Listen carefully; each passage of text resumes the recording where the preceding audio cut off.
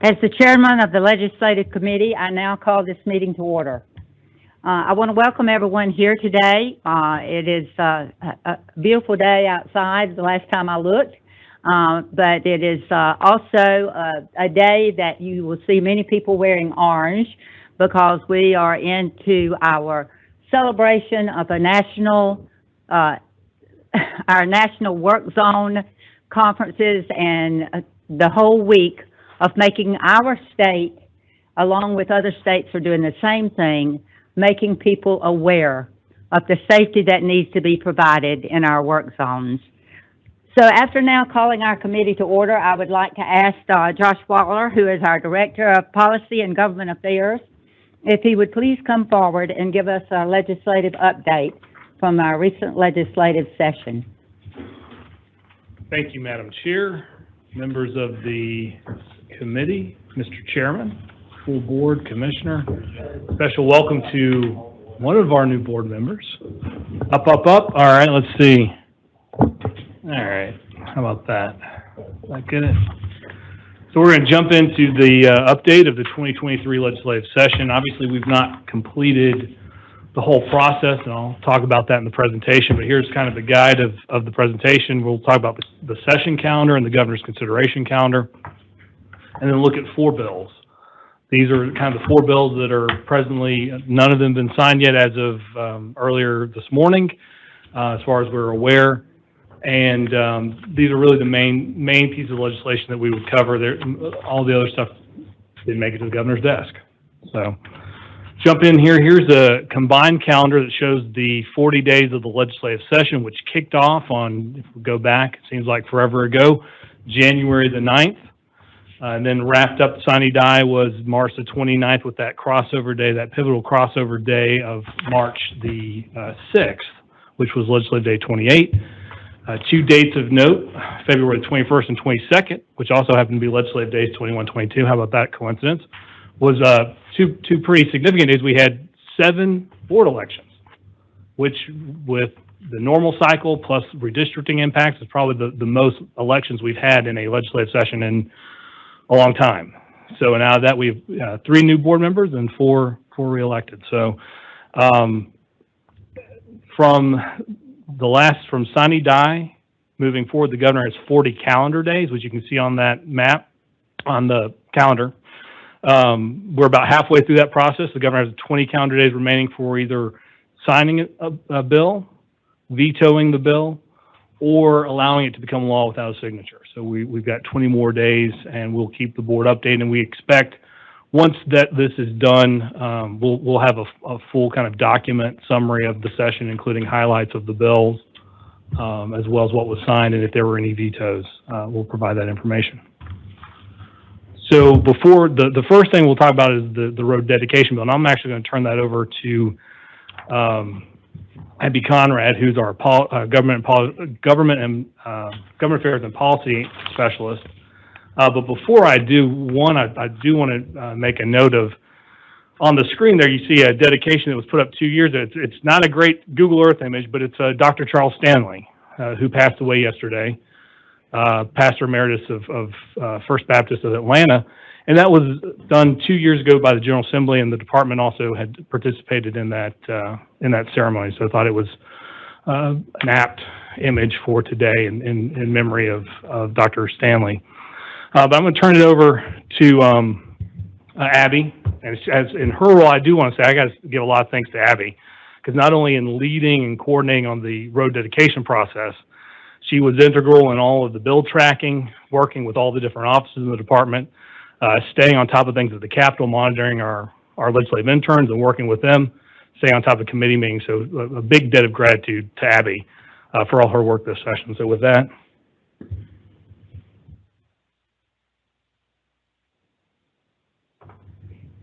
Madam Chair and Board, thank you for the opportunity to come to present today. I am Abby Conrad, Policy and Government Affairs Specialist.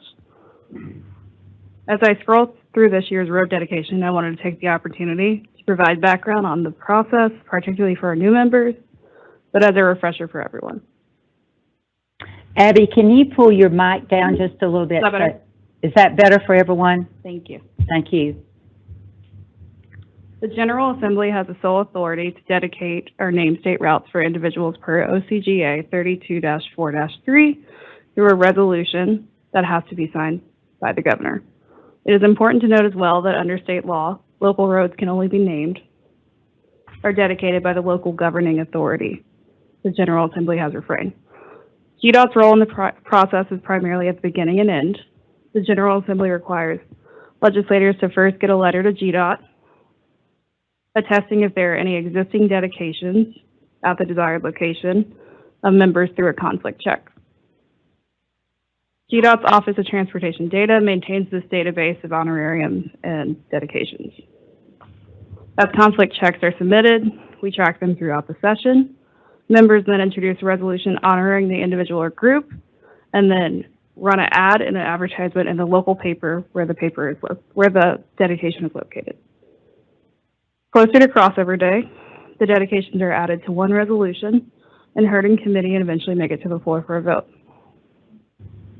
There are typically 2 joint resolutions, and each chamber adds the additional dedications on the resolution from the other chamber.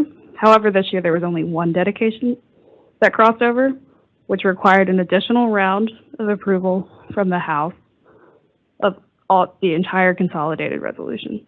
This year's dedications include 12 interchanges and intersections, 12 roadways, 5 bridges, and 1 roundabout. Once the bill is signed by the governor and coordinated with our field district offices, we will reach out to legislators and connect them with the appropriate contacts to ensure sign fabrication and placement aligns as best as possible with any planned ceremonies organized by the legislator or the family.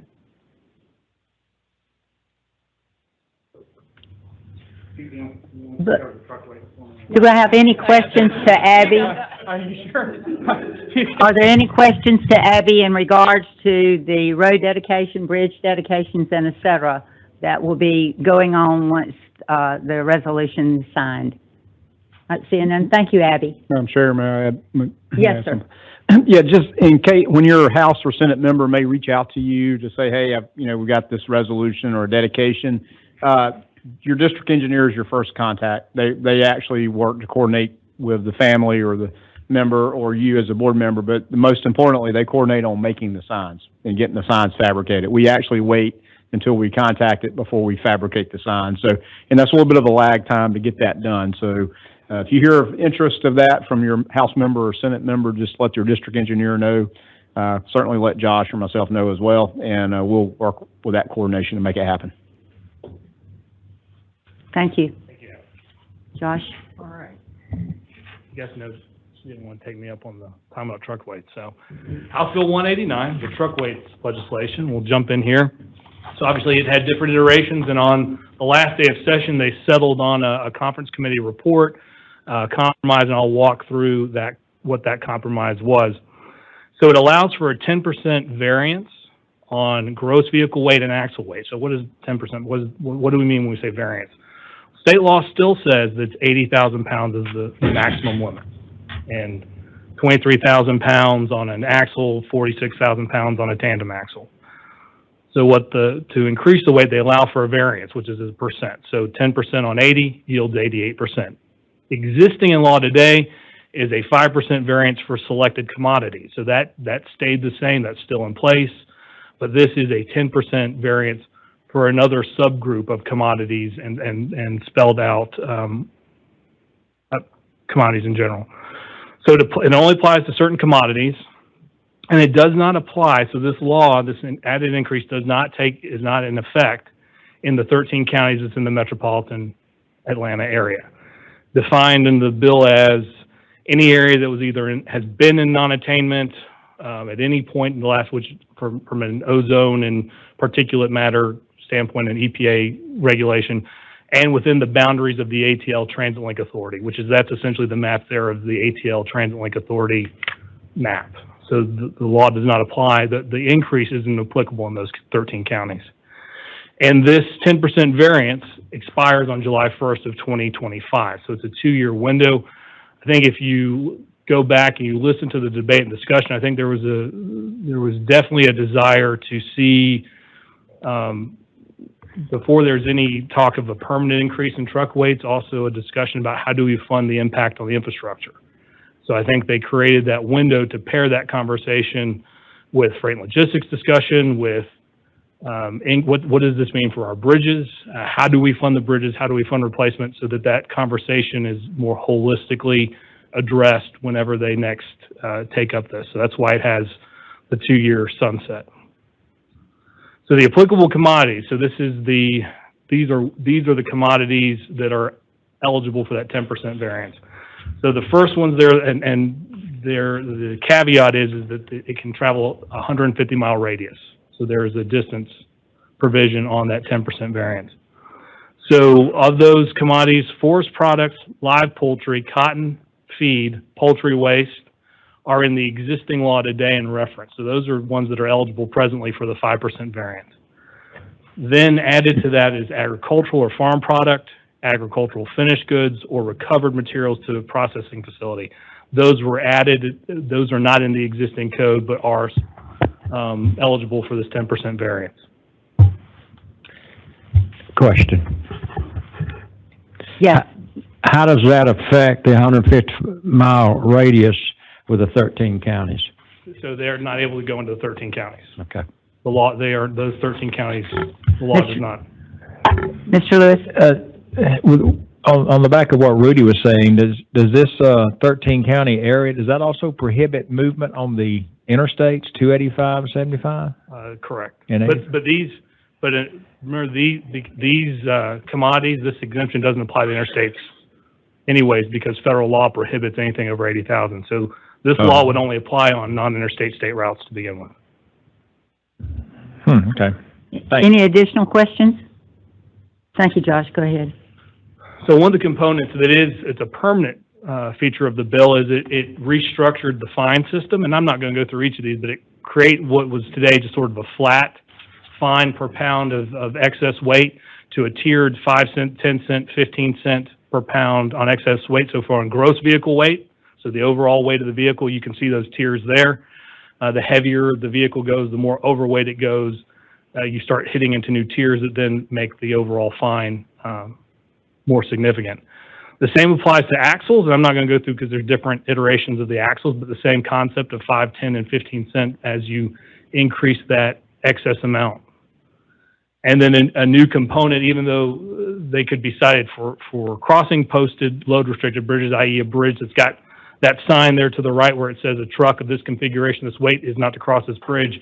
It's more explicitly called out in the new statute, and also use the 5, 10, 15 cent per pound scale depending on how much over the posting. So based off of what the posted weight is, as you look at that sign there, it's going to vary based off of bridges.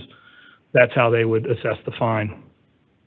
And another component, the last component that I'll really highlight in the bill, is also a 2-year window, and that is restoring.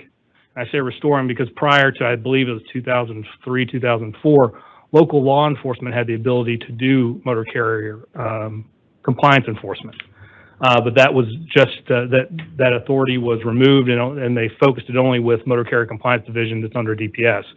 This law will restore it, but only for enforcement of weight issues, so none of the other citation safety issues, but just on weight violations. And they are only able to enforce them on their local system, so their local roads, their local bridges, and any of the fine revenue would go back to the state, would not go to the local government. So the fines that the local law enforcement issue on weight violations will go back to the state and not the local government. Any additional questions or statements in regards to House Bill 189?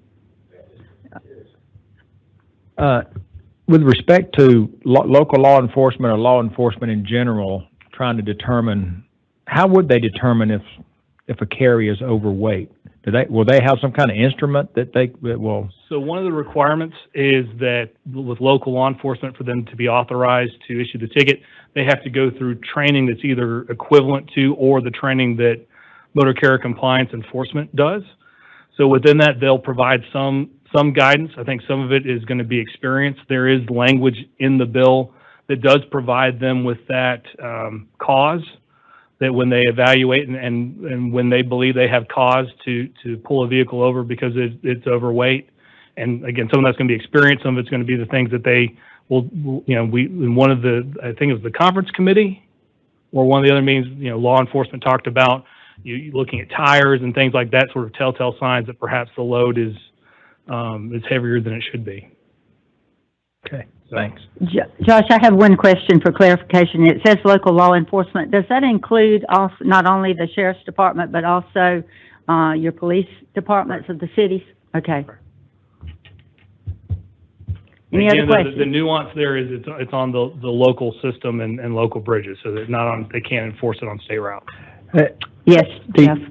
Do these same fines, will it apply to that 13 county area if a truck overweight is caught going through there? These same fines apply? So the fines are universal.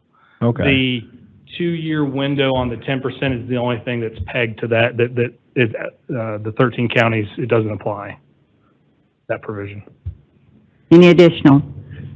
Okay, continue, please. So that will transition over to Senate Bill 146. I know during the course of session we had companion bills, a House bill and a Senate bill, but the Senate bill ultimately was the final version that has made it this session to the governor for his consideration. It's the electric vehicle fuel charging regulatory framework.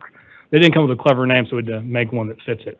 So jumping into that, it authorizes, and this is really one of the most essential reasons that they needed to tackle an EV bill, and it's authorizing the resale of electricity by the kilowatt hour by a non-energy producer, so a non-Georgia Power, non-EMC, non-MEAG retailer can't legally sell by the kilowatt hour, resell electricity. So this will allow them to do that. What they're doing at present is they might lease a spot or rent a spot that just happens to have a charger. So it's usually they're doing something on a time basis. This would have them be able to resell it by the kilowatt hour, which is essential for all sorts of things, including helping us conform with federal law on the NEVI program, which I believe you got a NEVI presentation today as well. So it requires, on top of that, it requires all non-residential electric vehicle charging stations to be permitted. And they have to be inspected, overseen, and enforced by the Department of Agriculture, similar to what they do with gasoline, diesel stations,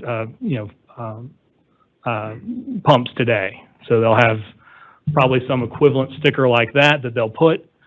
And then I've extracted out here, I won't read it all here, but that's extracted directly from the law, and that really will be the guiding principle of making sure that the machines, one, that the chargers either on the machine itself or by an app let the consumer know how many kilowatts have been charged to the vehicle, and then accounting for that. So that's basically the key components that Department of Agriculture will be looking for on the enforcement piece.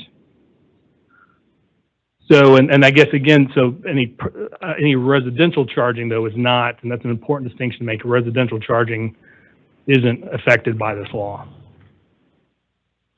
So next I'll talk about the taxation piece, and there's some important things to note that are already in law today that informed what they decided to adopt as part of the law. And that today is the current definition of motor fuel. And that definition of motor fuel, which is governed by the Georgia Constitution and being taxed and how the taxes are used, says that motor fuel means any source of energy that can be used for propulsion of motor vehicles on the public highways, including but not limited to, and that's the key thing, but not limited to. So the working, legislative council looked at this, and the working agreement was that electricity today that goes in vehicles is already subject to the motor fuel tax. We just haven't had a system in place where they collect it. I went and checked. So it was 10 years ago in September this year when Amazon finally started collecting state sales taxes. But prior to that, we were still theoretically subject to the state sales tax. We were just supposed to remit them on our income tax. I'm sure everyone here did that, right? When you bought something from Amazon in 2012. So the same theory here was that it's a motor fuel and it should have been subject to the motor fuel tax. And the law already provides that the revenue commissioner has the ability to determine equivalent rate for those motor fuels that are not commonly sold or measured by the gallon. So knowing that that's the existing law today, SB 146 exempts all residential electric vehicle charging from the motor fuel tax. So it makes it clear that anything that's charged at home is not subject to the motor fuel tax. And that it's already covered by the existing alternative annual fuel vehicle registration fee. And that it establishes some guidance for establishing the conversion of the motor fuel tax rate. For electricity, it should not be more than 11 kilowatt hours, and for hydrogen, it shall not be less than 2.2 pounds.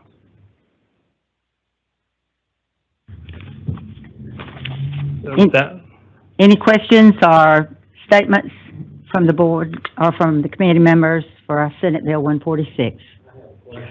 Mr. Bowen. On this election,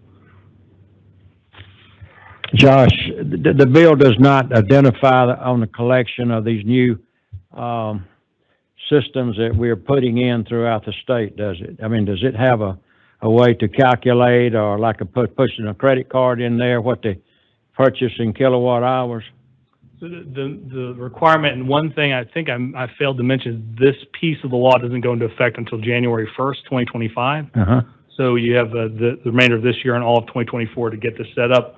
But yet they will require all non-residential chargers to either on the machine itself or via an app. They amended the bill to allow for it can inform the person charging the vehicle via an app how many kilowatts and then what the charge is and the cost. Well, here's the other question. How many people are going to bootleg it and use another system they'll install at the office or somewhere else? And how would that be covered? The only thing I could say to that is that's why they put in place Department of Agriculture and began an enforcement component and a permitting component to this. I think you raised a question that a lot of people raise, and it's probably this will not be the last time a bill dealing with electric vehicle charging or the regulatory framework. This will probably not be the last bill on this. There will probably be future bills to anticipate those things that, you know, as technology evolves, things the law can't necessarily contemplate or solve today. They'll probably have to amend it sometime in the future to address those type things. Obviously, today you have non-compliance, fraud issues, and it just comes down to enforcement. So you just have to figure out how to enforce and make sure folks are trying to do that. Any additional questions or comments? Seeing none, Josh. Last bill here is just the annual transportation statutory update, or the housekeeping bill, as we sometimes call it. This year's House Bill 52. And so these are the things that were presented to the board at the end of last year and put before the General Assembly. There are a few items that we're going to have to wait till next year, along with the Freight and Logistics Framework Bill. But these are the things that have been presented to the governor for signature. One was an ad put in by Legislative Council that would have probably been great to have already had in place for this year, with having had 7 board elections, and that's allowing Legislative Council to use email to let all the board members know there's an election coming up. Then there was just a cleanup language on our P3 code section. 2 years ago, we had some major revisions to P3 and alternative contracting procurement, and there was just a line of adding one word to clean up between a request for proposal and proposal revisions.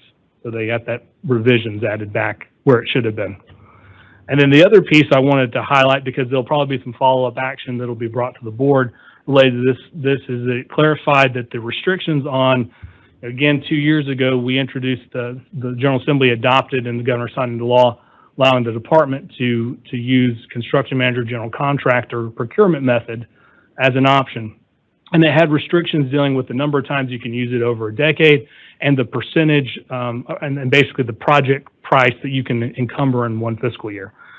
You all have been presented for the Talmadge Bridge maintenance project as a CMGC, and likely it may be one that you'll see come up, and this provision was in place that would allow the board up to January 1st, 2025 to waive those restrictions to ensure that if that's needed to be done for that project, that you'll be able to do that. So you will likely see future action related to this. Then another provision that was included in the bill that allows for a coroner or medical examiner in a situation today where on an interstate or a limited access roadway where you have a major accident that makes it difficult for the coroner or the medical examiner to access the site, to be able to delegate their authority to qualified authorized medical personnel on site to help, because the one thing, it's sort of a compounding issue the longer that you have to to keep the site intact. The longer you have the closures in place, the harder it continues to be to reach. So this is I got to give a lot of credit to our folks in traffic ops working with law enforcement and our team, the TMC, for identifying this as potentially one tool in the toolkit to help with some of these major wrecks where you have a fatality in place and it's hard for the coroner or medical examiner to access the site because, like everyone else, they have to get to it, have to get through the traffic. The last piece is just as we think towards the future, it's dealing with the different types of data that are collected as part of the transportation system, including stuff that we wouldn't have, but we buy it in an anonymized version kind of data from contractors and vendors. And that's to make clear any data that relates to an individual or anything that's personally identifiable that may be transportation data cannot be secured through open records. And that's just to protect, it's just a thing to protect personal privacy as we continue down the line with intelligent transportation systems and data related to that. So that's included in that. With that wraps up the kind of the highlight of the bills from this legislative session. You've heard the comments that have come forth from our legislative committee meeting today. And Josh, I want to say thank you very much for everything that you have done for the Department of Transportation and keeping up with the legislation, but also for keeping us informed throughout the legislative process. That has been very valuable to each of us as board members. Also want to thank Abby for also being there, working very faithfully along with you as many others. Want to thank our Commissioner McMurray, for also being present, and many of the board members that had the opportunity to be at the Capitol and to see exactly what was going on and how we were affected. It's a big team and a big responsibility, and I want to say many thanks to you for what you do for us, not only on the state level, but also what each of you do for us on the federal level. Any additional comments? And if I can, off of that, Yes. I would say I appreciate, thank you very much for those thanks, and I would distribute those among so many people. Yay, here we go. Okay, thank you. We're good, thank you. Finally, he said third time's the charm, Markel, it worked. All right, I'm here today to present the final FY24 budget that the department ended up with. We actually came ahead about a few $100,000 more than what the governor's recommendation was. I will make that comment. As you see here at the top on the revenue comparison, the overall total budget between excise and fees and state general funds is roughly a little bit over $2.3 billion. As you see in excise for FY24, there was an increase of $119 million. For all the new board members, I will let you know that typically what we'd have is the state economist, Jeffrey Dorfman, will do a revenue estimate for us that we use for our budget preparation. And so those numbers come from the 24, and then we will make any kind of adjustments to the numbers in the amended budget. But this is how the final FY24 after legislative session ended up with all changes in our FY24 budget between the House and the Senate. So it is a total of $2.1 billion. In the Transportation Trust Fund, if y'all may recall in our meeting last week, this is made up of hotel motel fees, it's made up of the heavy vehicle fee, and it's made up of the alternative fuel fee in the Transportation Trust Fund. In the Transit Trust Fund, as you see here, there's an additional increase of $7.6 million.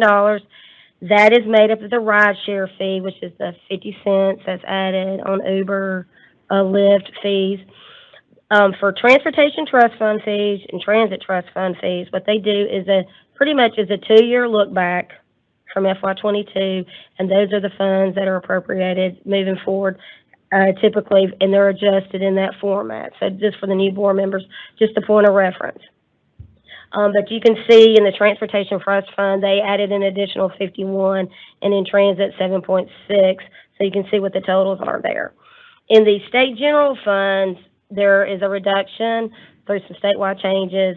In intermodal, in the state general funds, those are roughly $36.3 million, which is made up of primarily intermodal, which is the rail, airport aid, ports and waterways, and transit. However, since the Transit Trust Fund funds transit, And state general funds is only appropriated for rail, airport aid, and ports.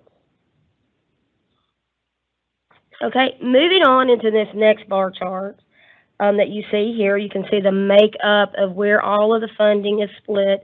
And we've collapsed, if you may recall, when the commissioner was talking about the budget programs that we had overall in the department, and we've collapsed them into this bar chart form.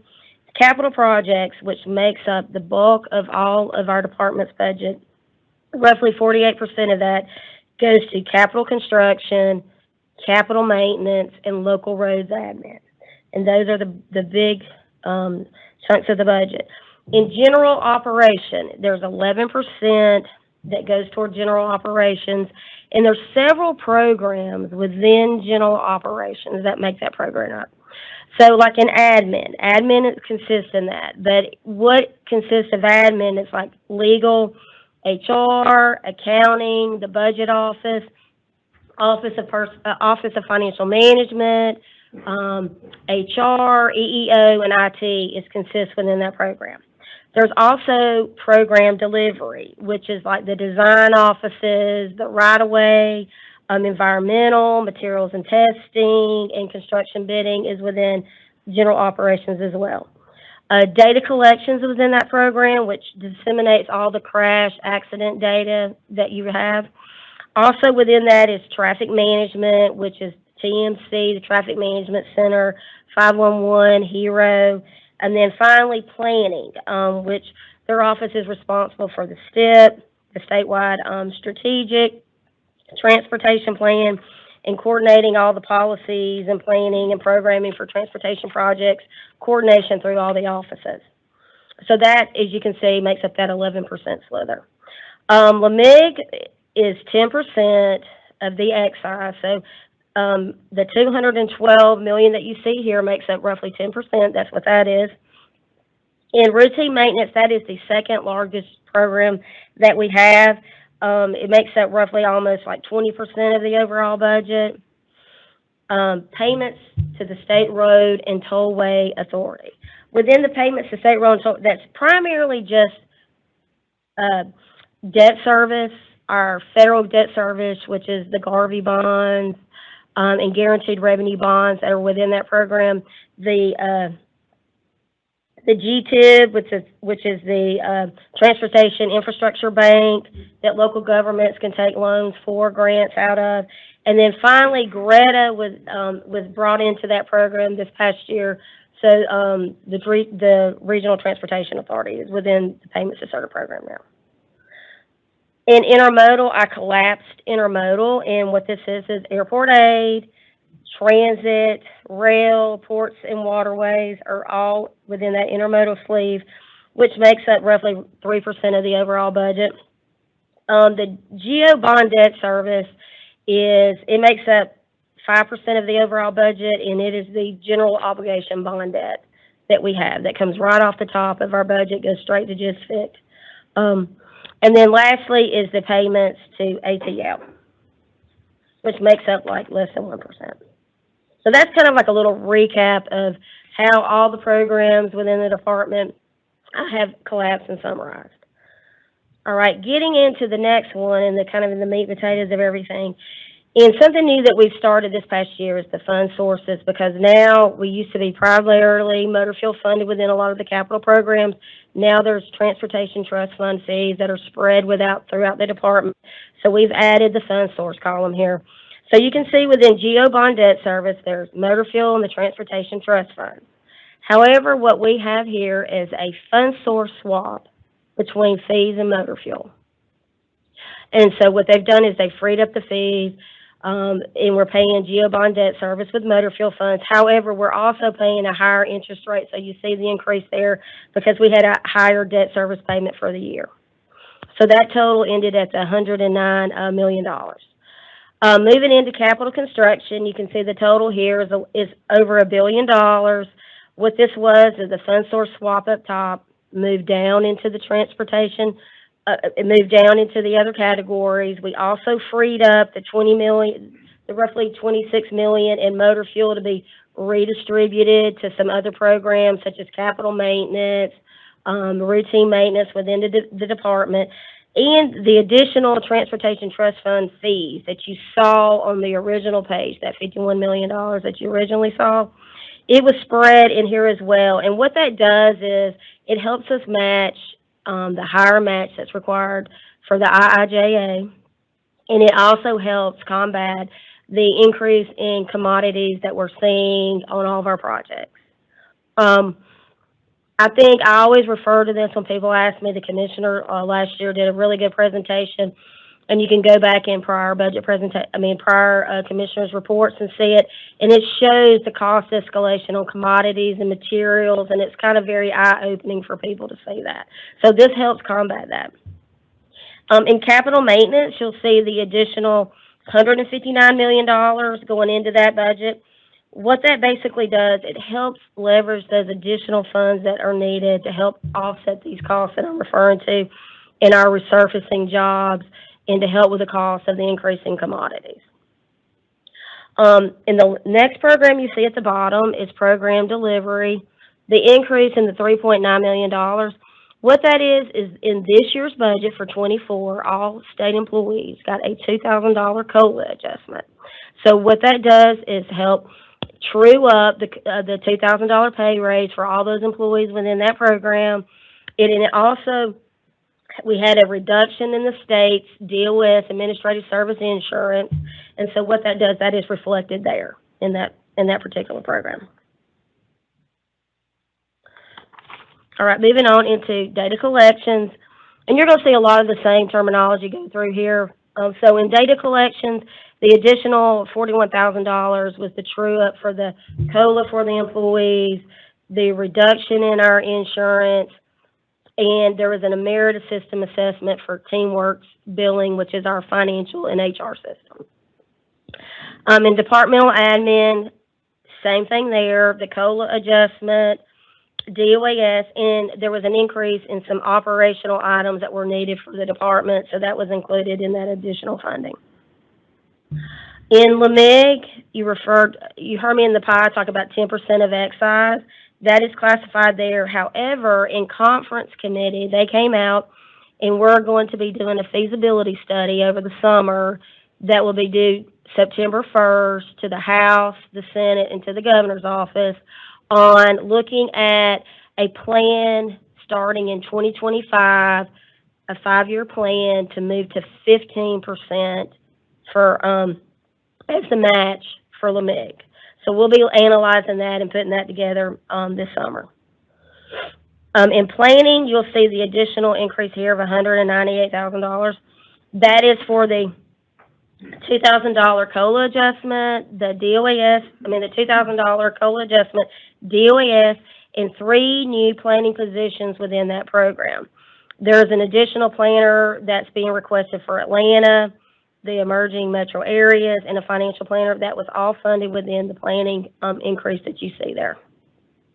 In routine maintenance, the overall increase of $31.9 million, it's the COLA adjustments again, but you see a $25 million increase in this budget to help with those increased costs that we referred to previously for, like in capital maintenance, you're seeing them in routine maintenance to help with some of those additional costs that we're seeing on commodities. And then there's one other item within routine maintenance. There was a one-time funding of $250,000 to fund for non-invasive technology for underground corrugated metal pipes. And that's a one-time funding of $250,000, a study that we do there. We already, for local governments and state governments, so we currently already have a contract in place that does this, and this is just to expand that the area to help with locals. Finally, in traffic management, the $906 million increase you see there is for the $2,000 COLA adjustment and the DOAS insurance adjustment. All right. Moving into airport aid, there is no change to the base for airport aid at this time for 24. In ports and waterways, the additional $7,300 is just the COLA adjustment that they have there and the DOAS adjustment. In the rail program, you'll see the negative $7.9 million. This is kind of the net effect of a one-time $8 million that was put in the budget last year for Class 2 standard, to raise the rail lines to Class 2 standards. Those fundings are coming out this year, as well as the adjustments for the COLA, statewide adjustments, DOE insurance. One new item that you'll see in here is the $7 million that came about this session for the locomotive diesel funds, and that was a part of House Bill 588, where the law requires our commissioner to develop a formula-based plan based off the operating miles of the rail carriers. So there's in excess, Norfolk Southern makes up 35, CSX makes up 32% of that, and then there's 11 other small lines that make up roughly 33% of that formula that the commissioner puts together. So you can see the add for the total add into the rail program there of 8.3. Next is the transit. You'll see transportation trust fund fees and transit trust fund. Up to 10% of the transit trust fund fees can be used toward transit. Transit trust funds are used exclusively for transit. So what you can see in here, the $5 million of the transportation trust fund fees, that is used for transit match and to administer all the rural FTA funds that we have. There's roughly 125 providers throughout the state. That's what those funds will be utilized for. And then lastly, the $7.6 million is a formula distribution that is dedicated to transit projects completely throughout the state that we do. Here on the last side is payments to CERTA. You'll see an overall reduction of $4 million. And really what this is Gray is being added into that now, but with the lower debt service payments, with debt dropping off, that's the net effect of that. And then finally, in the payments to the ATL, the $66,000 is really just a $2,000 COLA adjustment, along with the TeamWorks billing for the financial and HR systems. And that is the budget. So if any questions, I'll be glad to entertain them at this time. One thing I do want to comment on, I want to thank my staff tremendously, because George Christensen and Sarah McDougall and Selena Reardon, because during this session, putting together the budget and trying to do the updates and stay on top of it. So I want to give them a shout out for all their hard work during this session. I mean, like, before you know it, you bat your eyeballs and you're at the end. And it's like a fast rolling train, you know, it never seems to ever stop. So yeah. And we're actually getting ready to go through budget days here coming up next month and getting ready for the train to start all over again. So it's like an ongoing thing. So yeah, but I want to give them a shout out and thank them. But I'll entertain any questions. Yes, any questions? Okay, that was a great presentation. I do appreciate your diligence and perseverance in taking care of our financial matters. No problem. Thank you. Okay, if no other questions or comments, we are adjourned until 2:30.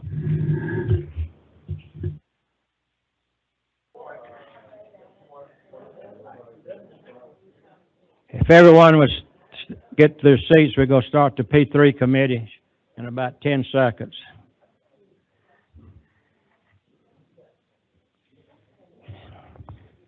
At this time, the P3 committee will come to order, and we're going to do, on the agenda today, we're going to have an update on the I-285 and 20 interchange. And Bo Quarles is going to give us an update. He's our Assistant State Construction Engineer. And welcome. Thank you. Thank you. So good afternoon, Chairman, members of the board, Commissioner. My name is Bo Quarles, and with me today is Matthew Fowler here in the back. First and foremost, just want to say thank you for allowing us the time to come before you and give you an update on the I-285, I-20 East Interchange, and the I-285, I-20 West Interchange, and next steps. So for today, I will be providing you the project update on the I-285, I-20 East Interchange. Then Matthew will come up and provide you a project update on the I-285, I-20 West Interchange, take any questions you may have, and then request the P3 committee approval of the GDOT-CERTA joint resolution, which will be followed by the board approval tomorrow. And Matthew will cover more in detail of what the joint resolution is during his presentation as well. So for the East Interchange, work is well underway on this project, so this design build finance project. Today I'll provide you a brief overview of the project, of the job, talk about some past project milestones, some current activities, and some future milestones that are forthcoming. So the I-285, I-20 East Interchange is located in DeKalb County, east of Atlanta, and is a critical junction within the county that was in need of operational and geometric improvements. The East Interchange is a design build finance project. Project limits include approximately 6 miles along I-20, just east of Columbia Drive up to Lithonia Industrial Boulevard, and approximately 2 miles along I-285 just north of Rainbow Road up to the Glenwood Road interchange. So the scope of the project is to reconstruct the interstate system-to-system ramps, add a combination of collector distributor lanes and auxiliary lanes along I-20, add a northbound auxiliary lane along I-285, and so we plan to replace the Miller Road overpass and the I-20 bridge over Snapfinger Creek, which are located between Wesley Chapel Road and Panola Road, and we'll be replacing the Farrington Road overpass bridge that is located between Panola Road and Lithonia Industrial Boulevard. The design is not to preclude the future I-20 express lanes and or the direct connections to proposed I-285 East Side express lanes. So I've included a few images to kind of give you a virtual representation of the proposed work that I just discussed. In this left image, this illustrates the redesign of the interchange ramps. The redesign provides more direct ramps with gradual curves that will eliminate large speed changes, which will provide a more fluid flow of traffic through the interchange. The top right image illustrates the I-20 westbound collector distributor system that will consolidate the Wesley Chapel Drive, the Wesley Chapel Road and the I-285 exits into one single exit from I-20. The collector distributor systems provide extra travel lanes parallel to and separated from the main travel lanes and move vehicle lane changing away from those freeway made travel lanes. So the bottom right image illustrates the additional auxiliary lanes that will be added along the project, which are extra lanes alongside the main travel lanes that give drivers more time to merge in and out while entering and exiting the freeway. So the auxiliary lanes will be added along I-20 eastbound from Panola Road up to Lithonia Industrial Boulevard, along I-20 westbound from Lithonia Industrial Boulevard down to Wesley Chapel Road, and along I-285 northbound from the I-20 entrance ramps up to Glenwood interchange. So here before you, I've included 5 past project milestones that I thought were key project milestones. Some are more recent than others, but starting from the top down, the GDOT-CERTA joint resolution approval that was approved by the board on May 21st, 2020. The joint resolution, it sets the framework for the relationship between the department and CERTA, and it establishes each agency's authority for the project. And once again, Matthew will discuss this more in detail during his presentation. The request for proposals was advertised in December 2020. The apparent successful proposer was announced by the department on April 21st, 2022, and it went to the East Interchange Builders, LLC. Financial close and notice proceed was issued on July 26, 2022. And then notice proceed 2 was issued on December 23rd, 2022. So with this project, there's 3 notice proceeds that are associated with the job. Notice proceed 1, notice proceed 2, notice proceed 3. Notice to proceed 1 was issued promptly following financial close, as I just discussed, on July 26, 2022. And this is what I consider the more the planning, the stand-up phase for the developer. At this time, the developer is assembling the team. They're making the required key personnel available to the job. The developer begins developing the required project management plans per the contract documents. And an example of one of these project management plans is the basis of design and construction that was developed during this NTP1 timeframe, which is a project-specific planning process for design document submittal packages and the developer's approach of constructing the job. The project office was established during this time frame. The developer received the certificate of occupancy. At that time, the developer's team and the GDOT project management team co-located to the project office on December 15, 2022. Utility coordination began during that time frame and is still ongoing. So completion and acceptance of certain project management plans, making these key personnel available, establishment of the project office are all prerequisites for the developer to request and for the department to issue notice to proceed 2. So you just heard me reference project management plans and the example of the basis of design and construction. You know, for you all looking at this, or anybody looking at this for the first time, it doesn't really tell you much. But what this is, it's a snippet from the developer's basis of design and construction management plan. And what this is doing is illustrating their planning process of how they plan to segment the job for design submittals and the way the developers are planning to, once again, kind of construct the project. So with this image, within that plan, supporting this image, the developer provides a narrative of their approach of how they plan to stage and phase these submittals during that time frame, which in return, it allows the developer to commence meaningful work along portions of the job early in a manner consistent with their project schedule.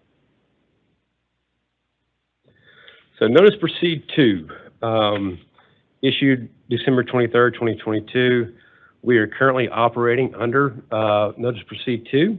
What this does, it allows the developer to commence design work.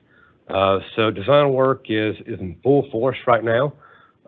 There's a lot of roadway, bridge, and wall plans being submitted.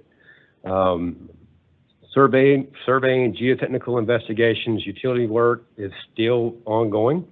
And developers finalizing their project management plans in order to request the next milestone, which would be the notice to proceed 3. So future milestones, I have here limited in quotation marks, notice to proceed 3, which is referred to notice to proceed 3 as construction activities.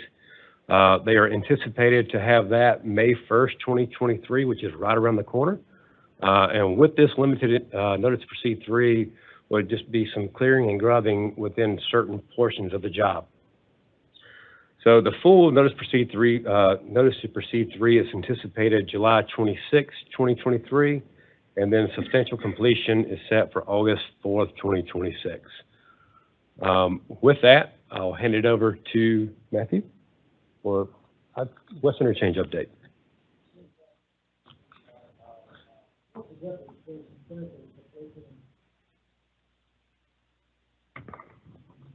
Substantial completion, all work is complete. All pay items paid for. We'll be ready to go. Yes, sir. I traveled that way. Gotcha. We got a little ways, we're going to get there. Any other questions? Thank you, Bo, for that presentation. Thank you. Great job. Thank y'all. Matthew, it's good to have you with us today. Yes, sir. To talk about 285 and 20 West. Okay. So 285, 20 West Interchange. As Bo mentioned with the East Interchange a few years back, GDOT and CERTA had a joint resolution. At the close of this presentation, I'll be requesting that the board take an action on that as well so we can move it forward to CERTA next month. And also, as a reminder, on the west interchange right now, we're in an active procurement, and so we're in a cone of silence. We've received in statements of qualifications from the team, so there might be some things that I can't touch on as far as related to that. But also want to give a brief public-private partnership P3 overview as well, as just a refresher and for some of the new folks. Let you know that the P3 projects leverage limited transportation funds by allowing us to partner with the private sector to use innovative technical and financial approaches. And the benefits to the department of this, it would be expedited project delivery and project cost savings. It's also worth noting that P3 procurement cycles will depend, and the duration will depend from project to project. We try to adjust them as best makes sense for each project. But in general, step one is notice of intent to advertise, and that's followed by step two, which is the issuance of a request for qualifications. And on the west interchange, that happened back in January. Back earlier, actually in late March, we received statements of qualifications. That's what the team submit in response to a request for qualifications, and we're reviewing those now. Next up would be the short listing of those statements of qualifications, followed by announcement of the short listing, and then the issuance of a request for proposals. And that's the big one. And once we send that out, we will end up receiving proposals, which ultimately will evaluate and score, and then provide to the department's P3 steering committee, including Mr. Bowen as the board recommendation, which will ultimately be provided to the State Transportation Board for approval, followed by public announcement as well. So, overview of the project itself. I'd say overall it's similar in scope to what we're doing as far as scale on the east side of town over in DeKalb. Major reconstruction of the interchange. Interchange was built in the mid-1960s. All the bridges out there have somewhere around 1963 to 65 stamped in them. And so we're improving the geometric design, the grades out there, and removing the left-hand ramp movements. This is one of the few interchanges we still have in the state with left-hand ramps. Today it has 3 left-hand exits and 1 left-hand entrance. All of those movements will be relocated to the right-hand side of the roadway. We'll also be constructing a westbound collector distributor roadway. A collector distributor is basically a parallel freeway to the main line of the interstate to separate entering and exiting traffic from the main line. And that'll take traffic coming from 285, traveling out to the west on I-20. Ultimately, those vehicles will re-enter I-20 just before you get to the Chattahoochee River. And there'll also be a lot of other work taking place as well. And just like on the east side of town, we're designing it to not preclude future connections to the I-20 and I-285 express lanes. Stakeholder involvement, we have had a lot. We've had a lot of meetings leading up to our December 2022 public hearing open house. We had 34 stakeholder meetings with the different groups you see up there. And since the December public hearing open house, we've continued having meetings. We've had 12 meetings to date, soliciting input on our mitigation plan. Next up is the project milestones, and you see some of the key dates on there, including issuing the notice of intent to advertise back in November. And there you see in the middle of the screen, the joint resolution request that we hope will be going to the full board tomorrow. And then we have our RFP advertisement going out spring, summer of this year. And ultimately, we're looking to have an environmental document approval later this summer as well.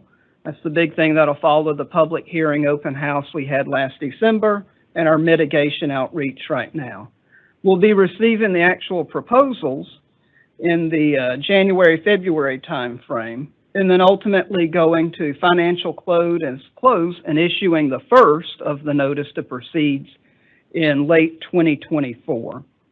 There will be some upcoming board actions in addition to those today, such as approving the recommended apparent best value proposer award project and approval of final form of contract. But again, that's several months, even into next year, not necessary to work on today. Here's the GDOT and CERTA contracting structure. So the joint resolution, which was provided in your board mail-out packet, sets the framework for the relationship between GDOT and CERTA. And the joint resolution establishes each agency's authority for the project, states GDOT will procure the project and function as CERTA's project manager, and that CERTA will enter into the project agreement, or the actual contract, with the selected developer. This also establishes 3 separate agreements, which will come later down the road, and that's an estate for years, an intergovernmental agreement, and a memorandum of understanding between the 2 agencies. And this is the same process we've used in the past successfully on other projects. Much like Bo mentioned, on the east side of town, the project is a design-build finance, and we will conduct the procurement with the developer, and again, CERTA will hold the contract with the developer. Okay, next steps. So today, we're seeking the committee's approval of the joint resolution, again, as provided in the mail-out. And ultimately, the CERTA board will approve the joint resolution next month in May. And just to recap, some future activities that the board would be requested to act on are in the second quarter of 2024, again, including approving the recommended apparent best value proposer award project and approval of the final form of contract. Any other questions before we vote? Matthew, talk to me a little bit about some of the mitigation concerns that you guys have had with this project. Okay. Yeah, so the interchange is covered in all 4 quadrants by residential areas, and it's historic under federal law called 4F. And so a lot of the concerns are typical things that you hear as far as noise impacts, visual impacts, just the general appearance of the interchange itself. So a lot of the mitigation items we're requesting input on is the type of noise wall, the appearance of it, the any type of gateway type monument or structure that might signify the neighborhood out there in the community. And then also perhaps doing some sort of aesthetic treatment on the bridges out there, mainly not the flyover so much, but the crossroads in the general area connecting with the neighbors. And then also any ideas that they might have had from other locations. And once the project's finished, who's responsible for maintenance of those noise walls? The noise walls would fall under GDOT. Do all noise walls fall under GDOT? That's my understanding. Yes. So the ones that are torn down out there and in bad shape, that's our responsibility? It's my understanding that all the noise walls are GDOT's. Okay. Any other questions? If not, now the committee will vote on the joint resolution that has been presented by Matthew Fowler. And so I'd like to hear a motion. Jeff? So move, Mr. Chair. We have a motion. Is there a second? Have a second? Second. Yeah. Any other questions? All in favor say aye. Aye. All opposed? Thank you, Matthew. Thank you. Any other questions? We will adjourn.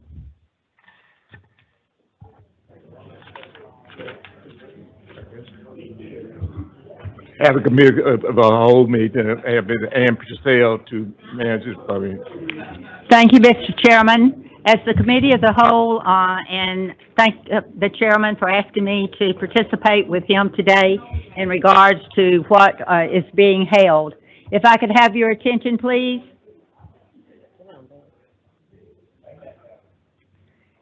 As we go forward, I'm going to ask our District 7 District Engineer, Paul Denard, if he would come forward, please, and give us an update. Thank you, Paul, for being here today. Thank you so much. Good afternoon, Mr. Chairman, members of the board, Commissioner. Thank you for the opportunity to present today on a status update of GDOT District 7. I'm Paul Denard, District Engineer for Metro Atlanta, and I want to acknowledge our team, our dream team there in the back. Oh, plus one dream team emeritus. In the back, that's our section heads, and then we have our area manager there who's dual rolling because he just recently got a promotion. So for the Area 1 of District 7, so the Chamblee area office. So to begin, I'm excited about the opportunity to share with you the continued successes and the hard work of our amazing GDOT staff serving the 6 counties. I will continue to contend that although we're the smallest of the districts in the state, we are one of the busiest, and today's update will focus on just the different highlights in our various sections. But one of the things over the past year that we've tried to weave into our culture are these 3 areas: customer service, partnership, delivery, and safety, or that's 4 areas. So look out for those as we kind of go through. District 7 serves 47 city and county governments with a total population of about 3.2 million. So that's about 30% of the population. And we have 983 total centerline miles, which is the least of all districts. But out of the 204 total vehicle miles traveled statewide, District 7 continues to have 26% of all of those mileage at 54 million VMT, as I like to call it. And these numbers are a little reduced since the pandemic, but that really speaks to the wear and tear on our roadways in our districts and a lot of phone calls from motorists that come into, I'm sure, your offices and then our office as well. So something new is that we used to serve 5 congressional districts. Now we serve 8 congressional districts. And so we picked up a small bit of congressional districts 3, 7, and 14. But as always, feel free to reach out to us to address anything going on in the 6 metro counties. District 7 has had an exceptional and lean team with 253 members in our 6 sections and area offices. And over the past year, there's been a significant improvement in the area of employment numbers. Last year, when I was before you at exactly this month, we were about 67% staff. Now we're at 80%. And I'd like to acknowledge our HR teams, district managers, the executive team, and many others who participated in like this Indeed virtual online job fair, our retention and recruitment efforts. And then surprisingly, the district employee referrals. I was speaking to our new employees yesterday and I asked each of them, where did you hear about GDOT? And someone said, oh, one of my future coworkers or my current coworkers. So our GDOT team is spreading the word and folks are coming in the door at the district. So with the turnover training and development of our future leaders, you have our BTOL participant and our leadership program graduates there on the screen. Training and filling our vacancies and retaining our teams are one of our top priorities.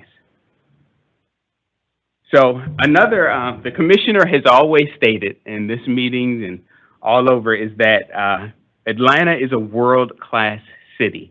And as such, customer service is our #1 goal and #1 challenge.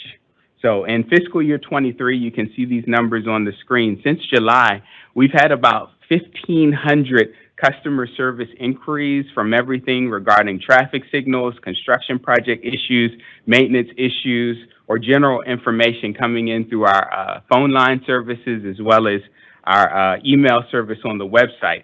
And that's actually 45% of all inquiries statewide. But I'm happy about the work of our program associates and staff. They're averaging about 93% inquiry response within 72 hours. And our staff, the 511 center and all of the other offices are really great at increasing the heavy demand, because that's not all of them. We get our individual emails and other inquiries that come in. And then the other thing is that District 7 cannot keep our metro area world-class without partnerships with our local governments, our CIDs, community groups, and as well as many others. And so to get ahead of the customer service inquiries and respond to many of those needs, We set regular meetings with our local governments. We've attended nearly 100 plus over just the past 9 months or so. Briefings, town hall meetings, PIOHs, even a local government transportation summit, just to make sure that we're making an effort to stand beside our local partners and keep the community informed about the things that we're doing at the department at GDOT.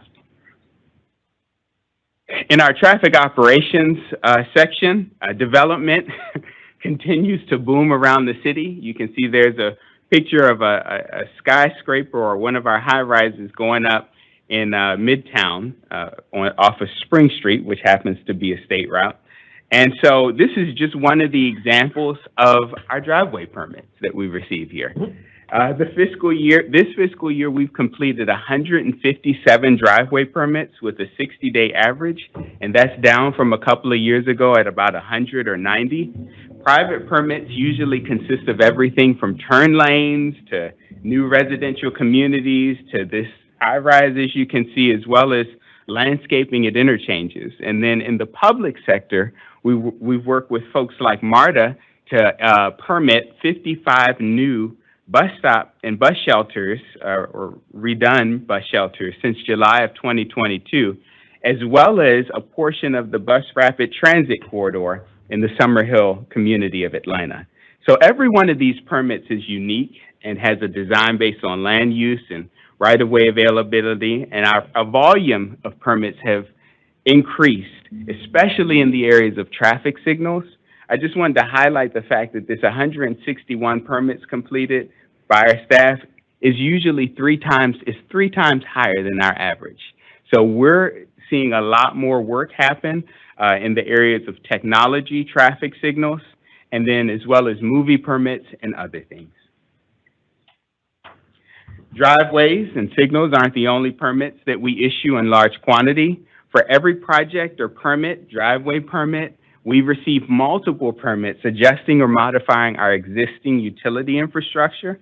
In fiscal year 22, we approved 1,799 or 1,800 utility permits, which is a large majority of what the state sees. And surprisingly, and this is amazing, our team has taken it down from 9 days, a 9-day average of processing time, to under 3 days. And so they're really hard at work to decrease and increase our customer service. And then this quarter alone, we've been processing or approved 565 GUPS permits. So a lot of work done by our utility section. Our right-of-way and survey teams have been working diligently to keep up with the project baseline schedules, despite the increase in our number of projects. And this year, our right-of-way team has certified 14 projects, and they have to deal with a lot of simple parcels as well as those complex governmental or urban parcels. And they've been working with local governments on their local acquisition teams as well. So a lot of work going on in our property acquisition unit. And in our survey, we're, as you can see by the picture there on the screen, we're doing a lot more complex projects in terms of surveying. This is as a quadrant roadway in Douglas County off of Thornton Road.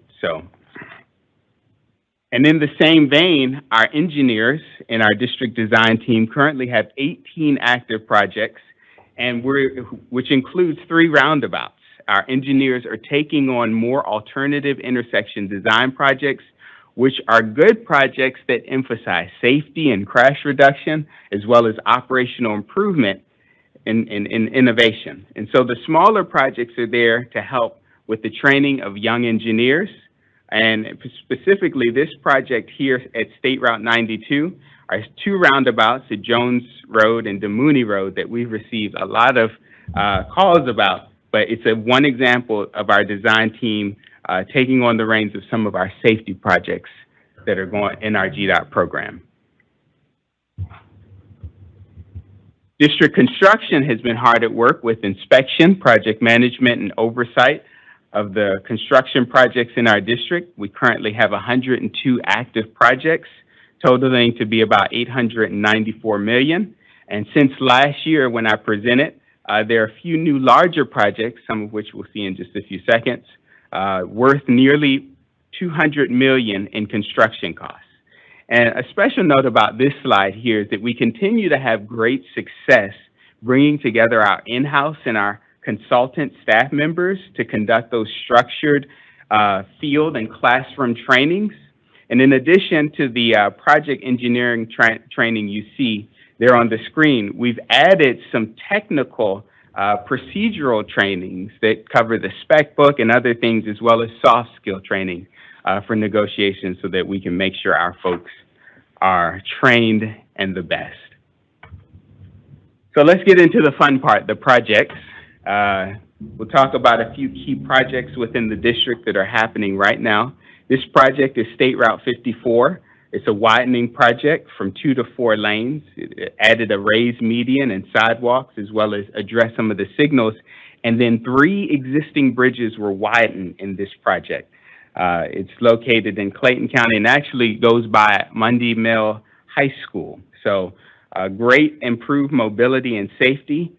This project is scheduled to be completed this summer. So you'll hear about it soon, hopefully. State Route 3, Terra Boulevard widening, right just around the corner from Terra Road to State Route 54 is a 4 to 6 lane widening from Jonesboro to north of Lovejoy. And this project, Terra Boulevard, is one of the main arterials connecting residents in South Metro to the urban center. It also is going to put in a raised median as well as a 10-foot multi-use path, as well as upgrading the signals. This project, Monroe Drive at Armour Drive, I don't know if anybody has driven through this. This is up there near Buford Highway off of the Buford Spring Connector. This roundabout is going to improve the operations of the intersections during peak hour periods. It converted what used to be a signal into a roundabout, and it has already increased the operation of the intersection, as well as address the pedestrian and driver safety issues. This was completed in spring of this year. One of our newest and largest projects, I-285 from the Boulder Crest Road interchange to I-675, is going to reconstruct the interchange and the bridge. You can see a little bit of the bridge reconstruction or the bridge demolition there. It will widen the ramps and install a westbound collector distributor lane system to address the weaving issues between folks coming from Boulder Crest getting on 285 and folks coming from 285 to get on 675. So we're looking forward to this project because it's going to improve the operations and safety of regular and freight traffic at both interchanges. This project, State Route 3 Terra Boulevard lighting project, is from I-75 to 54. This project installed continuous lighting on Terra Boulevard for approximately 5 miles by attaching luminaires on existing utility poles. And I present this project because it really represents the strong partnership between the local government, Clayton County, and GDOT to address one of the district's top crash corridors. And it included some pedestrian incidents along that corridor as well.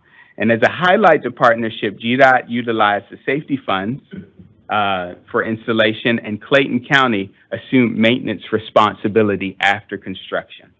And this project was just completed in February. So beyond the large-scale projects, the district actually does what are called quick response projects, which are smaller projects that are implemented quickly and address those key issues around the district. In recent years, we have seen an increase in our injuries and fatality crashes. And over the past few years, District 7, along with the TMC, has led and participated in what are called road safety audits, where we walk the corridor with local stakeholders to address solutions. And so we've placed focus on implementing those recommendations from the road safety audits in our quick response program. So the projects that you see here include State Route 138 at Bethsaida Road, where we were recently in the news, where we installed a traffic signal as the interim step towards a roundabout project from our safety program. And then the other picture shows a pedestrian crossing with rectangular rapid flashing beacons installed near the Carver High School in South Atlanta, where many students were crossing State Route 54 in that location. The next two projects, some other notable projects include the Right-In, Right-Out installation on Ponce de Leon Avenue at Ridgecrest. Many vehicles were using Ridgecrest, and there were many rear-end crashes from vehicles suddenly stopping to turn left. And so, supported by the community, the delineators, small island, and striping changes significantly, and we're anticipating will significantly reduce rear-end crashes at this particular intersection. So, a quick response project that addresses safety in that area. And then the other picture shows a traffic signal installation at 155 at Warriors Path in South DeKalb, where there was a high rate of angle collisions. All right, last part. Maintenance is the largest function that we tackle with in-house GDOT staff, our service contracts, and our ITBs. And from the chart, you can see that we budget and plan for a variety of work types, from overhead sign repair to fencing to bridge repair. This year, we did about 21 ITBs and 14 RMRs, totaling out to be about $10 million. And then we have some ITBs that are left for this year that include the 285 on the top end. And we also do service contracts. And in our service contracts, we do guardrail sweeping, routine maintenance, and sign repair. So a little bit of some of the pictures that you see here.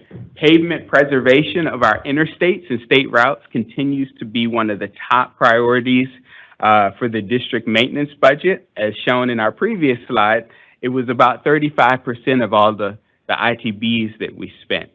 So in this year, we've completed about 4,000 square yards of slab replacement, which is shown in the pictures on the left, and 718 linear feet of barrier wall repair. So our crews are certainly out there. Our maintenance crews also answer the call in emergency repair situations, from incident involving vehicle crashes. I'm sure everybody remembers the fires over there at Ashford Dunwoody. Or in this case, on the left, you see restoration of roadside barriers from a run-off-the-road incidents. So we are responsible also for wall, bridge repair, and sound barrier repair and replacement. And this year, we have replaced about 350 sound wall panels. Our guardrail repair is also a top priority in our program. This year, we addressed 921 guardrail strikes in just the last 3 quarters. And we are on track for this whole fiscal year to repair 1,200 guardrail strikes. So another picture, you can see that there's woven wire fencing in the background. This was also a partnership that we had with Rockdale County to restore that fencing along the I-20 corridor. And finally, one of the areas our team gets the most calls about is litter and mowing of our interstates and roadsides on state routes. We address this year-round. 30 days, every 30 days for metro interstates and 45 days for state routes. And our seasonal mowing schedule is actually on our district website for others to coordinate with local governments.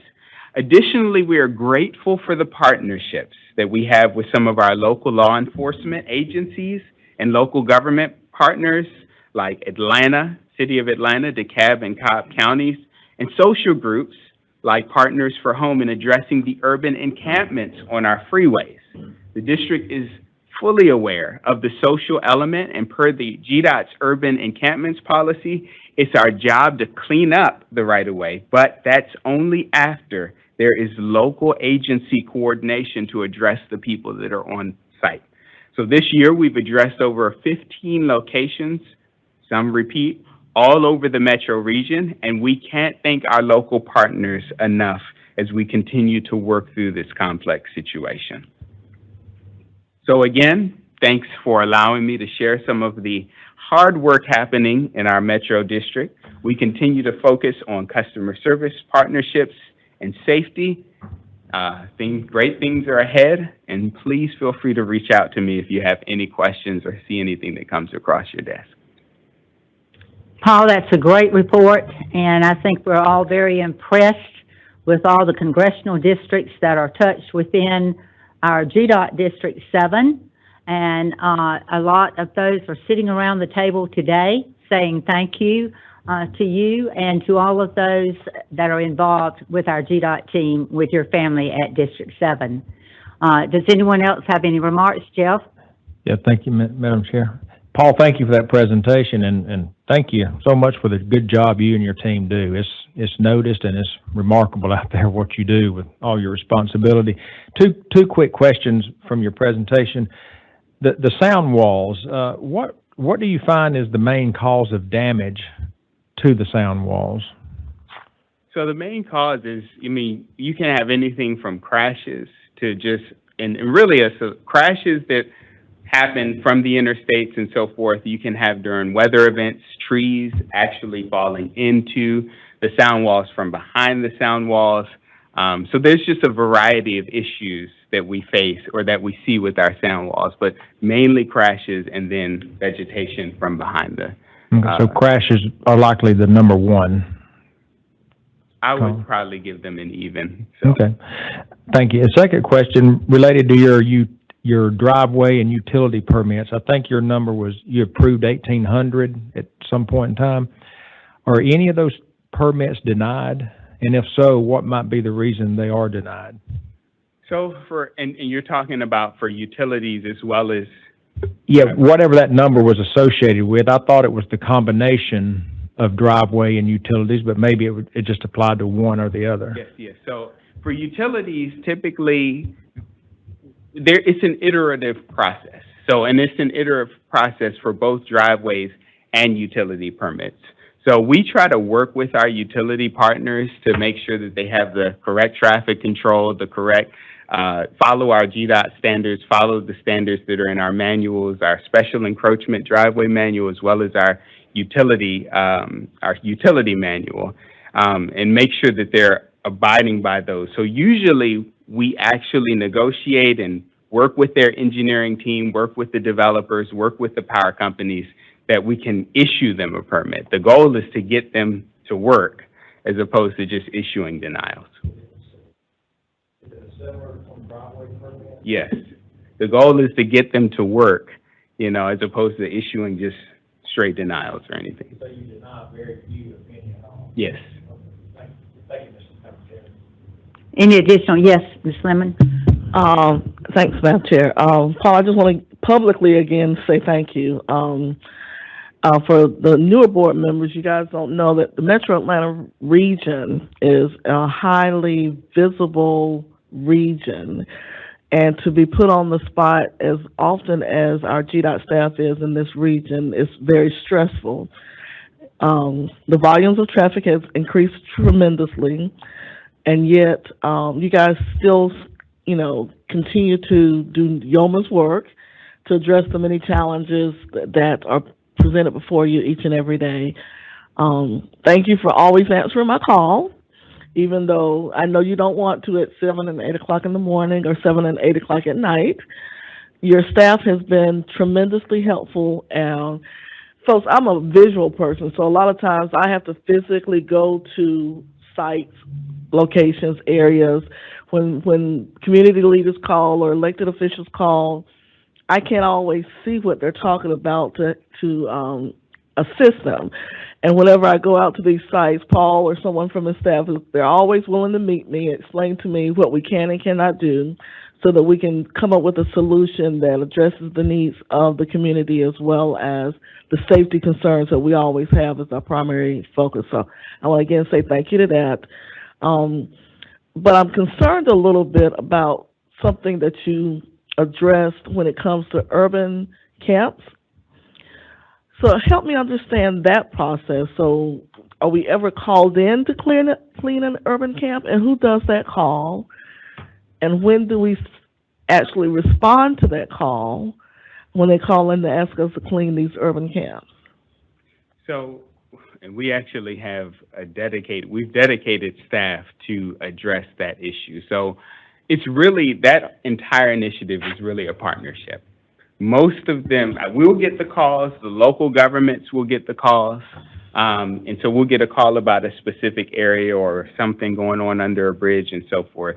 So we immediately get with our local government partners to make sure that, again, the social element is addressed. So we can't go out there until they have gone out there and addressed the folks who are out there on site. And so there's a lot of collaboration with law enforcement. There's a lot of collaboration with the local agency, and usually they're quick about responding and creating a plan, even so much so that, say, for example, City of Atlanta has partnered with Partners for Home and some other local groups to help get relocation efforts going, get them into, shelters, whatever it may be. And then we schedule a date, usually for their folks to come in, do that social element, and then out there on that date that we've agreed to, we'll go out there and make the cleanup and clean out the litter and so forth and all of those things. So it is a complex issue, but we're on it. Thank you for that great explanation. I think that is something we're all interested in, so we appreciate those final remarks. Any other remarks in regards to Paul's update to us for District 7? Thank you, Paul. Thank you for your staff. Now we are going to hear the National Electric Vehicle Infrastructure Plan update, and that will be given by Christina Berry, our Assistant State Traffic Engineer. Welcome, Christina. Good afternoon, Mr. Chairman, members of the board, Commissioner. Today, I'm going to give you an update on the National Electric Vehicle Infrastructure Formula Program. Some of you may remember that our Office of Planning gave a presentation on this topic last year in August, and so I'm here today to kind of update you on what we've been working on since that presentation. To that end, in this presentation, I'm going to touch a little bit on the background of NEVI and the federal requirements. I'll talk about the work to date and where we've been, and then what's to come and where we're going.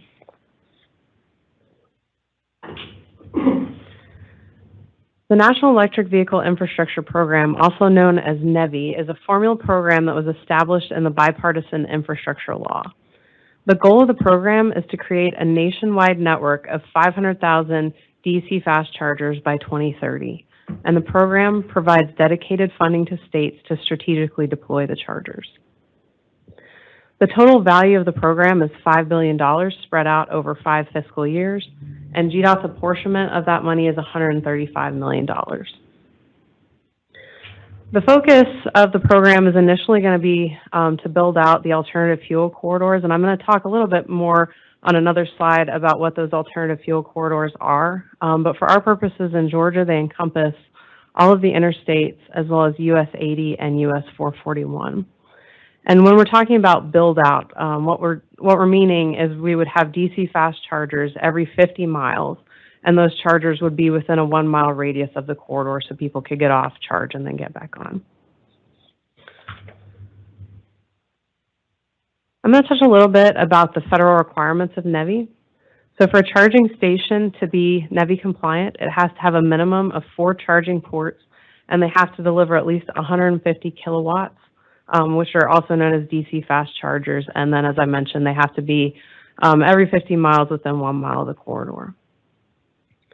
They need to be available 24 hours a day, 7 days a week, with a minimum 97% uptime. Charging stations that are constructed as part of this program have to maintain compliance with federal rules for no less than 5 years. And then the connector type, so what you actually plug into your vehicle, has to be a non-proprietary connector so that everybody can use it. And those are known as CCS connectors.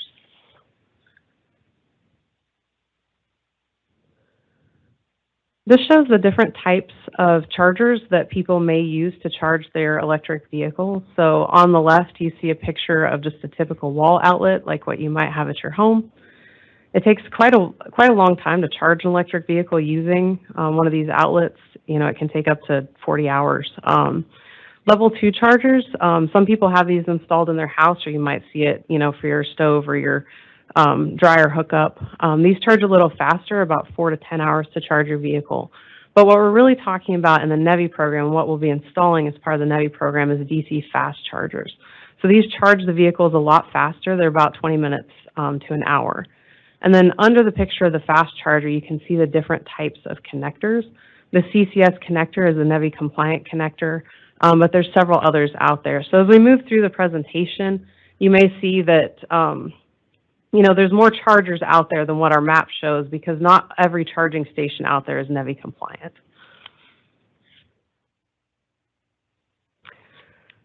This slide shows an example of what the charging stations may look like. There's several different mock-ups. The first one on the left is just, parking spaces with the DC fast chargers. The top right is a pull-through example, so that's much more similar to what you would see at a traditional fueling station. And the NEVI chargers are likely to be located in a variety of different locations, such as truck stops, gas stations, grocery stores, and other places that people may want to charge. To continue on with the requirements of NEVI, so as part of this program, there are quarterly and annual data reporting requirements. As far as payment methods, so people need to be able to pay to charge their vehicles, so they're required to have a contactless payment method that does not require a membership to make it easy for people to actually use these chargers. And then the chargers are also subject to other federal requirements such as Buy America, ADA, NEPA, and others. This map highlights the alternative fuel corridors that we have in Georgia. They're highlighted in pink and yellow. The pink segments show where we're already NEVI compliant, and then the yellow segments call out the gaps where we need to install chargers to make those sections NEVI compliant. As you can see from this slide, we actually have a lot of NEVI compliant chargers that have already been installed. And we believe that this process is going to be dynamic because the private sector has already filled some of the gaps for us, and we think that'll continue to grow over time. But we still do have the yellow segments. By our estimation, we have about 30 gaps that we need to fill. And so some of these yellow segments, because we need to have a charger every 50 miles, represents more than just one gap. Another point to note is how a corridor becomes an alternative fuel corridor. So FHWA will put out the call for nominations every so often, and then GDOT evaluates the corridors for location, feasibility, and strategic alignment to GDOT priorities, and then we submit our nominations to FHWA, and they're designated as AFCs.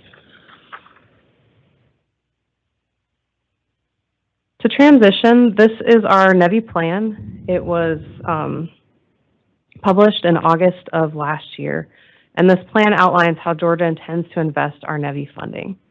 We developed our plan with consultation with various stakeholders, including other state agencies, MPOs, utility providers, private businesses, and other regional and national groups. And the plan is available on GDOT's website at the link that you see on the slide.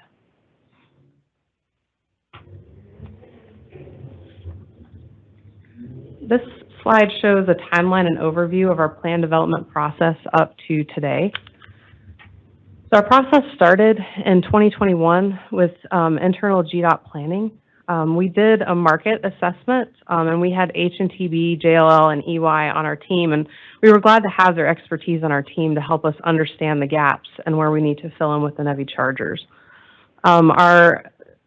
That culminated in us producing our NEVI plan in August of 2022, and then that plan was approved in September of 2022. The table at the bottom of the slide shows the funding that Georgia will get by fiscal year. So the total amount is $135 million, and that's spread over 5 years. And then the federal, it's an 80-20 split, typical federal match. So since we produced our NEVI plan, we've been making progress toward implementation.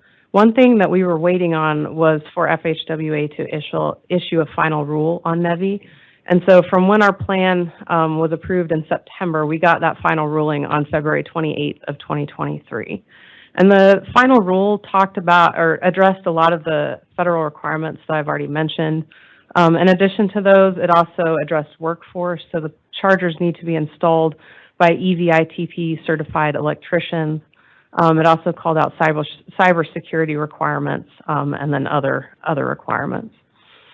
In addition to the final rule, there was also a Buy America waiver that was published. And we understand that the Buy America waiver, it goes through 2024 for the first phase, and so it may be of limited usefulness just because we've been told that there's supply chain issues, and so we're not sure how useful that will be, but it is out there. And then we've had ongoing stakeholder and industry meetings.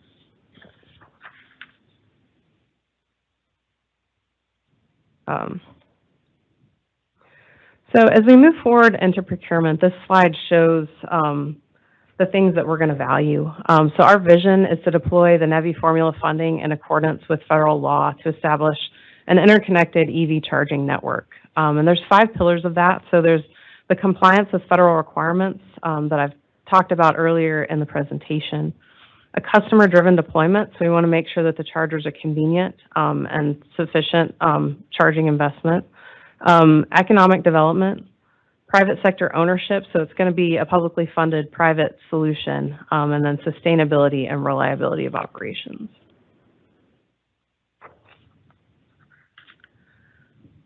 Our procurement approach is going to be a best value selection. As you can see from the map, and I mentioned earlier in the presentation, there's at least 30 gaps right now that we have to fill. And so it's going to be multiple procurement opportunities and awards to fill the gaps. And it'll be a multi-year procurement rollout through FY26. And the private sector is going to furnish, install, operate, and maintain for 5 years. This is our milestone timeline. So we issued an RFI on March 15th of 2023, and then we got our responses on April 17th, which was Monday. And so we're still busy going through those responses and seeing what we got. But we got 39 total responses, which shows that there's a good interest from the sector in this project. And it's really important to us to understand what the industry is saying. We've been led to believe, that the 97% uptime, may be a challenge. And so going through those will really help us to understand going forward.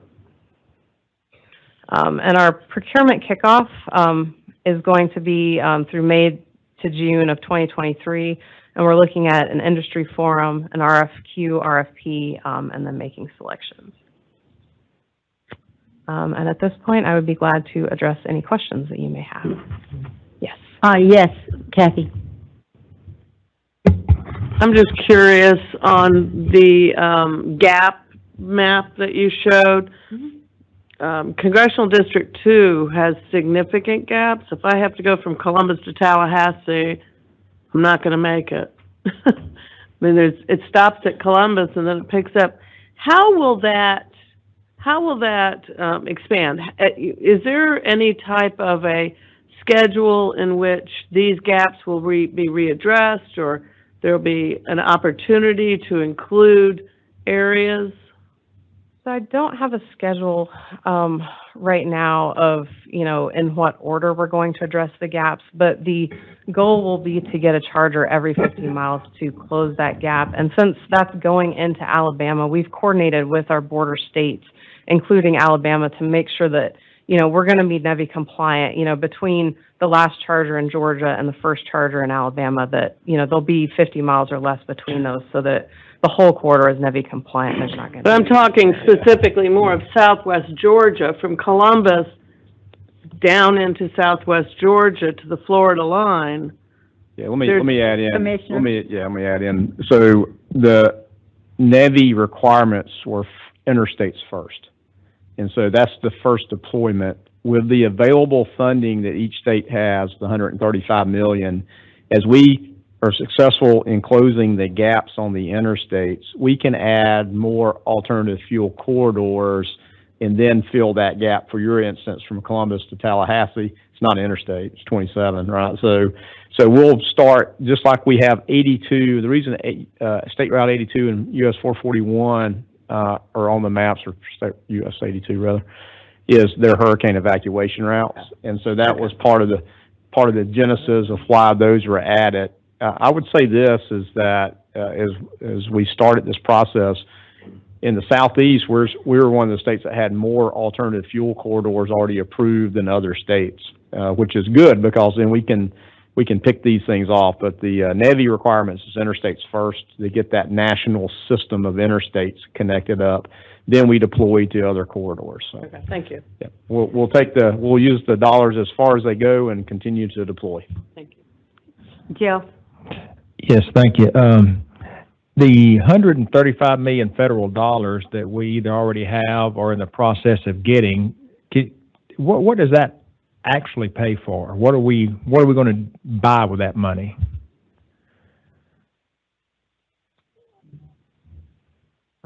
Commissioner? We'll buy some good stuff. Well, $135 million. So the real issue here is one of, as you see in the red or whatever color that is, the private sector exists today and fills gaps where it makes sense for the private sector to be. No state transportation agencies in the convenience store gas dispensing business across this nation, nor have I heard any of the other 49 states have interest in being in the electricity charging business. Neither does Georgia. So what the dollars are for is to help basically publicly subsidize the private sector to get into the business such that they can be successful. The one thing Christina hit on was there is a requirement that it has to operate for 5 years. So the way we structure this procurement is a best value. So we're going to be looking for lots of additive value add things into the procurement. So we don't know if the dollars will be just purely used initially for the capital installation of a charger, or it's going to take public dollars to help operate and meet those operational standards over the 5 years too. So that's sort of hard to answer the question. We know what a cubic yard of concrete costs. We're pretty good at that. Nobody in this nation knows what's a DC fast charger may cost, and certainly to operate for 5 years. Tesla is about the only operator that has been in the DC fast charging business more than 5 years. And by the way, they're not NEVI compliant. They don't meet the federal requirements. Even though they have some super fast chargers, they don't meet the federal requirements. So there's a DC fast charger, if you look at I-16 down in Metter, but it doesn't show up on here because it doesn't meet the federal requirements.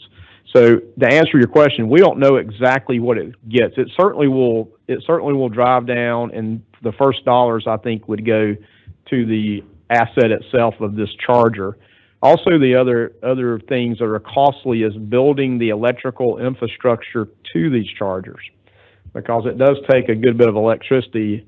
At 150, 600 kilowatts, that's got to be able to be concurrently charging. So that's a little bit more than what you have on the meter to your house and transformers and the like. So it's going to be building the electrical power grid infrastructure, make ready work as they call it, the charger, and then the operational part is it's a little bit build it and they will come. Some may produce higher than other. Anything on the interstate probably has a little better revenue generation than what you may get on the rural part of US 82. So we'll see, and that's sort of part of why we've done this exploratory work, and we've had many meetings with private sector to try to understand the business model that they're in, and how do we make this a successful, sustainable business model once the $135 million is expended, that they have something that's going to be in place and operational. We talk about we don't want a charging desert that as soon as the money's done, it just is not a usable asset anymore. And so that's part of the best value selection too, is seeing where the private sector can partner to put these things. Obviously the first location is a convenience store, right? You're already there doing fuel dispensing. It's just, as Josh Waller said, electricity is just a different kind of fuel. So that's sort of the first look, and we'll see. And I think it will vary. It's a great question, and there's just a lot of unknowns. I'll say this too, nationally, there's only, I think, Ohio and Louisiana has ventured out further than this, and they were doing just sort of grants. Here's money, go forth, put a charger in, let us know how it goes. Other states, including us, are taking a different approach to that. in a best value sort of truly a sort of a public-private partnership arrangement, because we want that private sector to be successful, and we don't want to end up owning or operating electric fast chargers. You're welcome. Anyone else? Christina, thank you for that wonderful update. We'll be excited to learn a little bit more the next time you make an appearance before our committee of the whole. Thank you so much for being here today. You know, as each of you probably have looked around today, we have two new faces on the board with us, and I want to introduce them officially to our board. And first, I'd like to introduce Kathy Williams. Kathy will be representing Congressional District 2. So, Kathy, welcome to our group. Thank you. Also, we have with us Kurt Thompson. Kurt joins us, and he will be representing Congressional District 7. So we welcome you to our board, and we're looking forward for continuing service with you as we go forward. So thank you for being with us today. Also, as you've looked around, you have probably noticed many of us that are sitting around the table either have a little yellow ribbon on a lapel, or we have on other colors of orange. And the reason for that is the fact that we are in celebration for the 2023 National Work Zone Awareness Week. You know, as we think about awareness through the work zones, I know when I travel down home on I-95 and particularly around I-16, when I'm going along, it's like a railroad track. It's not slow, though, like a railroad track, but it looks like one when you go up on the interchange and you're trying to get through it. But what we see is a racetrack. This is a safety place that we need to be looking. It is a work zone, and people don't understand what the words 5-5 mean, which is 55 miles an hour, or a 5-0 means. So we are part of this National Awareness Week as we go through, and our members of the board are here to support our folks that are out on the roadway and they're working. You know, as I was looking, I found something that is sent out through when we're sending emails, particularly from our GDOT members. And I want to just read to you some statistics. In 2022, Georgia had 12,640 crashes, 4,236 injuries, and 57 fatalities in work zones. This is Georgia, folks. Even one crash, injury, or fatality is way too many. So follow the rules of the work zone, and this pertains to every one of us. Slow down, stay alert, move over, expect the unexpected. You play a role in this work zone for safety. So please, I ask not only the board, but I ask the members in our audience, I ask those that are listening to us, is to be patient. Work with us to keep the crews that are out on the roadway in work zones safe. And if you want to find out even more about the National Work Zone Week, and it's a 365-day. It's not just a 7-day. Our state continues to support safety on our roadways, and particularly in work zones. So please go to our website, which is www.dot.ga.gov/ds/safety operations/work zones. And you'll find a lot of good information. Slow down, be patient. That's what it's all about. And I want to thank my board members from the chairman. He expressed this earlier. Chairman Brown said thank you to each and every one of you for being a part of celebrating and trying to make our public aware. That's our public in the state of Georgia and as we travel out. I also want to request, our Chairman Brown has requested to me to ask each one of our board members after we adjourn this meeting to please go to our conference room, the board conference room, so we can have our photos made with our orange little outfits on. So with that, if I don't have anyone else that would like to address our board, Chairman Brown, this meeting stands adjourned.